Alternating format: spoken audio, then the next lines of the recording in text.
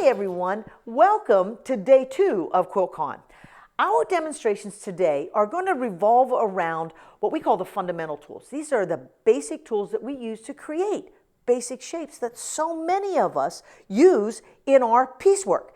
Shapes like half square triangles, flying geese, 4-patch units, half rectangle shapes, those shapes that are sometimes very challenging to construct. You can see how simply and easily you can construct those units to be able to incorporate those into your next modern quilt design. And you know, if you have any questions, think about joining us tomorrow for our live chat on YouTube.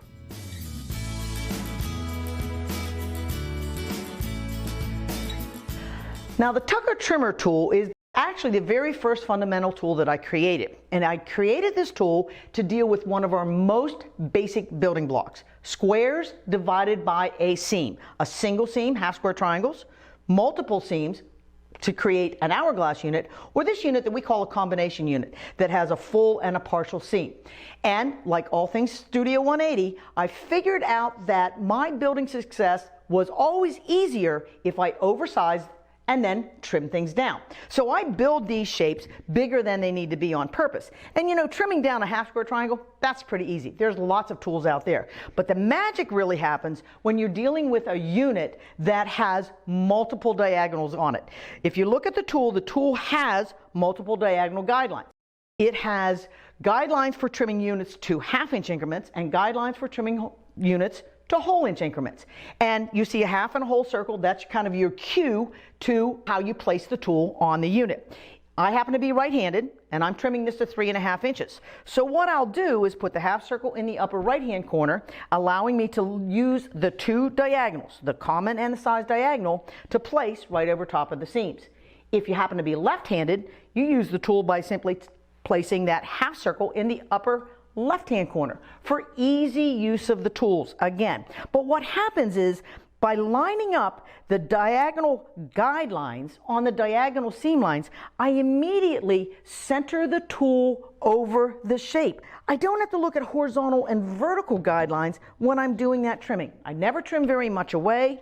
I've got a clean corner, seam properly placed, lift the tool, rotate the unit 180 degrees.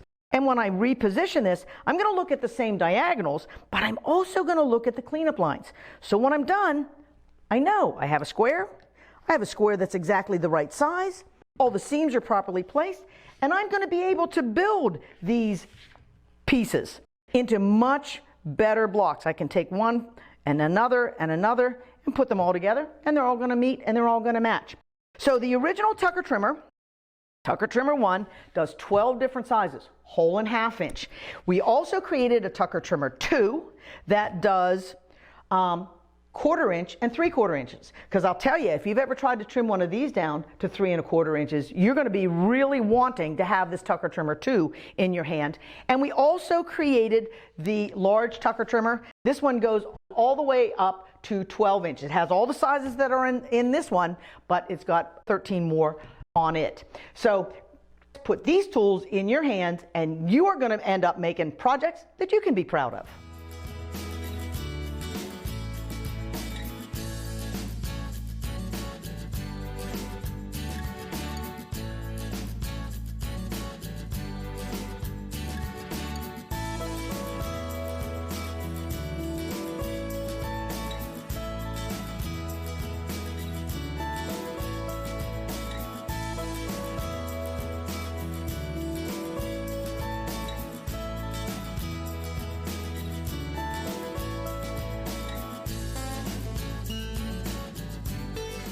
Now, my wing clipper tool is a tool that I designed to work with flying geese.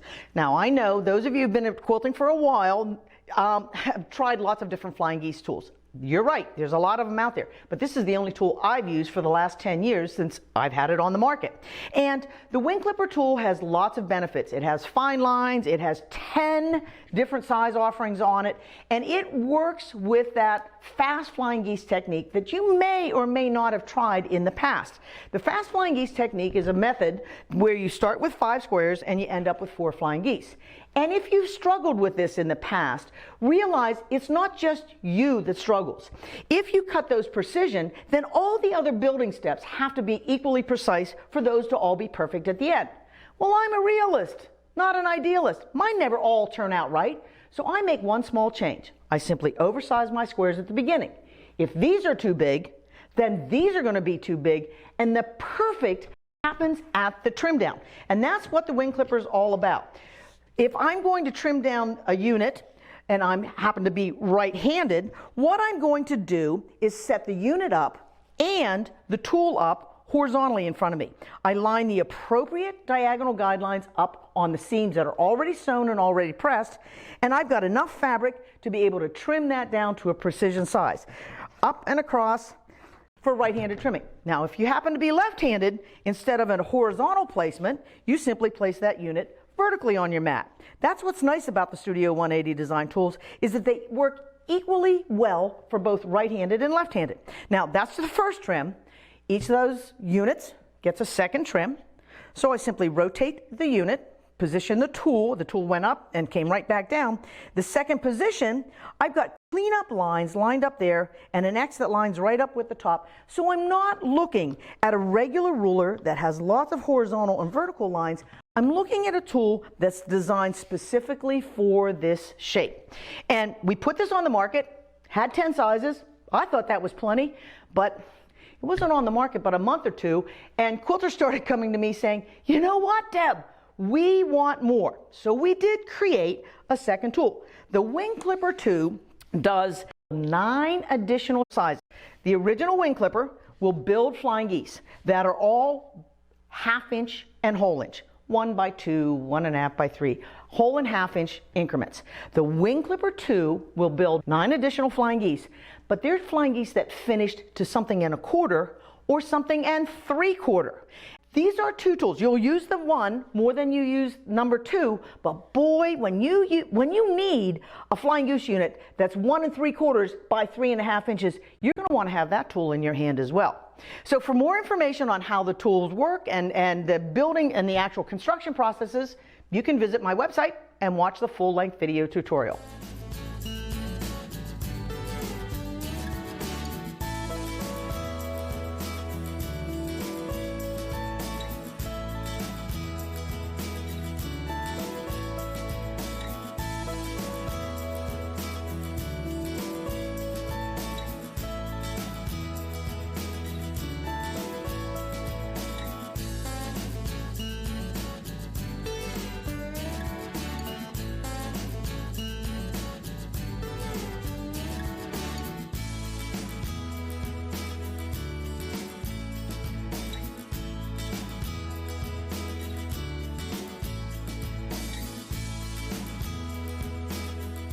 Did you realize that the instructions that come with every Studio 180 design tool is just the right amount? Not too much, not too little, fully complete, fully illustrated. They'll talk you through not only building units, but trimming them down, and they'll show you how to do that whether you're right-handed or you're left-handed. They contain the charts and the numbers to be able to take advantage of all the different size offerings that are included with each tool. And you know, if you'd like to take an opportunity to read the instructions, to learn about the tool, all you have to do is visit our website, visit our tool page, and go to the free downloadable instructions. You can read about them because you do understand knowledge is power. And the more you know about Studio 180 design and our tools, the more you're going to appreciate having those in your toolbox.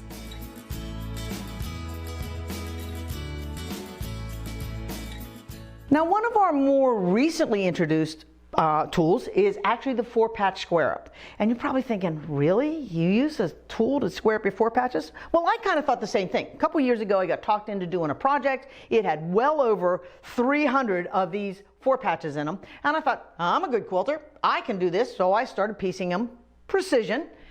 And I went through the first batch, and they weren't quite as precise as I wanted them to be. No problem. I know how to make things bigger, so I just oversized my strips, made the units a little oversized, grabbed a regular ruler and started trimming them down. And you know what? I was cursing every single time I placed a regular ruler on there. I thought, doggone it, I know how to make a tool. So I created the 4-patch square for those of you who like to bring the same amount of precision to a simple unit that you have when you create your other units. The 4-patch square is a tool that's pretty complete. On it, there is a chart that gives you the suggested oversized strips that we like to use to create our 4 patches, slightly bigger than they need to be. And then there are 2 trim down sections. There's a trim down section that deals with 1/2 inch increments, and there's a trim down section that deals with whole inch increment, because the tool does 12 different sizes, from little itty bitty 1/2 inch finished, 1 inch finished, all the way up to 4 patches that are finishing to 6 inches.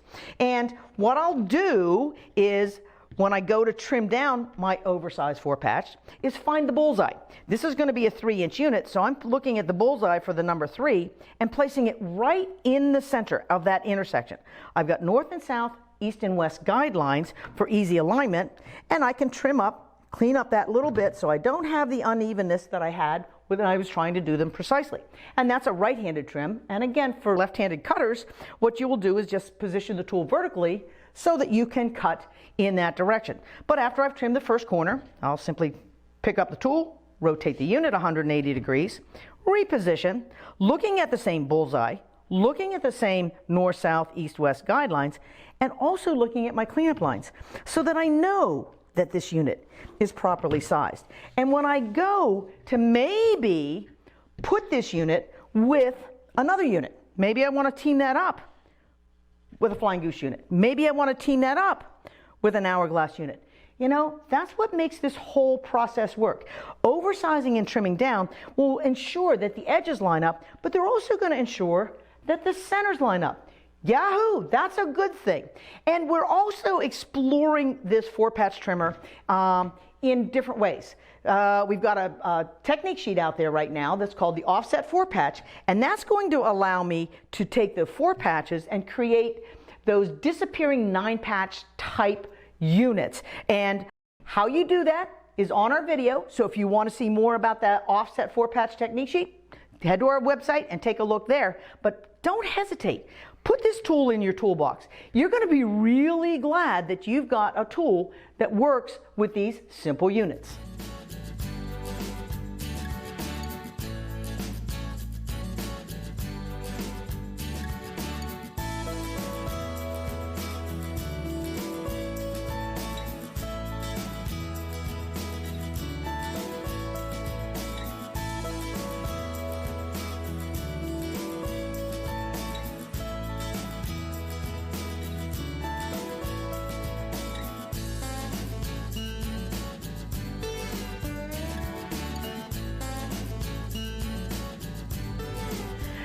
Our split Rects is another one of our fundamental tools, and it's designed to build rectangles. Rectangles that are divided diagonally from corner to corner with a seam.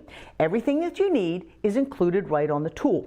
The angled edge is what you use to cut the elongated triangles slightly bigger than they need to be, so that then you can trim them down and clean them up. And there are sizes ranging on the tool from 1/2 by 1 inch, little itty bitty ones, all the way up to 4 inches by 8 inches. And you know, if you cut those elongated triangles from strips, yellow and blue, that are facing each other, you'll actually end up with mirror image units. And you can trim both those units with one tool. You don't have to buy 2 separate tools to do that. All the guidelines are right on the tool. If you're trimming down the unit that happens to have the seam going in this direction, you would set it up horizontally if you're right-handed, and you would set it up vertically if you're left-handed. And what you would be using is what we call the common diagonal. Placing that over top of the seam and trimming on this corner is going to perform the magic. It's going to place that seam properly so that when you stitch those future 1/4 of an inch lines, you actually get to keep the points.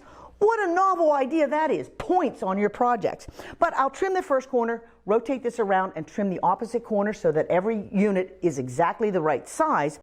But if you're working with that mirror image shape, and these two are mirror images of each other, when I place that on my board, you'll notice that the seam goes in the opposite direction. So you can't use that common diagonal. Well, you could if you flip this unit over, you can continue to use that diagonal guideline on the seam line and trim those down. But you also have the option of looking at the diagonal sizing guidelines that you can place on there for making the 2" by 4" unit and do the trim, and it will give you units that have those seams properly placed to give you points.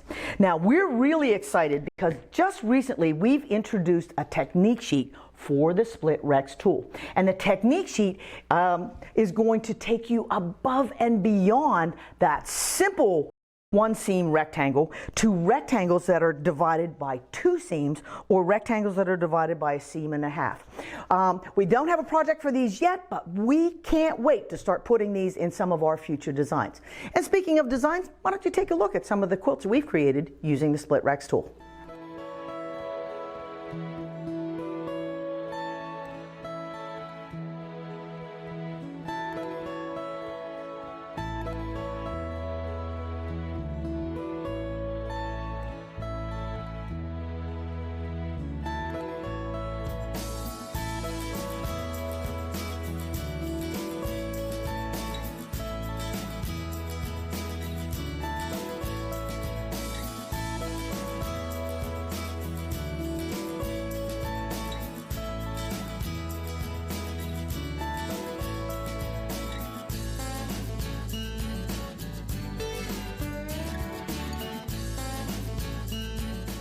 Now, if you haven't guessed already, this whole philosophy of making your pieces oversized and trimming them down to create better building blocks is going to build success in your machine piecing endeavors. These are some of the units that we've been talking about making, and you can see when I start to put them together, they're going to line up and be even on the edges. But you might also notice that when I have this scenario, they meet and match in the middle. For those of you who are rookies, you're not going to have to be sewing for 20 years to get successful units that add that sparkle that you want to your quilts. And for you that are veterans, you're going to realize that the Studio 180 Design line of tools, for the value and all the sizes that you create and the precision of the building blocks, are so much better than anything else that's on the market, including templates or dies or tools that tell you if you cut the pieces perfectly, they're going to be perfect at the end. So get them in your hand, get them in your toolbox, learn how to use the Studio 180 Design tools, and you're going to be creating the very best quilts that you have ever created. And you'll be increasing your success and decreasing your stress, because none of us got into quilting to add stress to our lives. Thanks everyone for taking some of your valuable time to join us here at Studio 180 Design. And don't forget, we still have more to share with you over the next day or two coming up.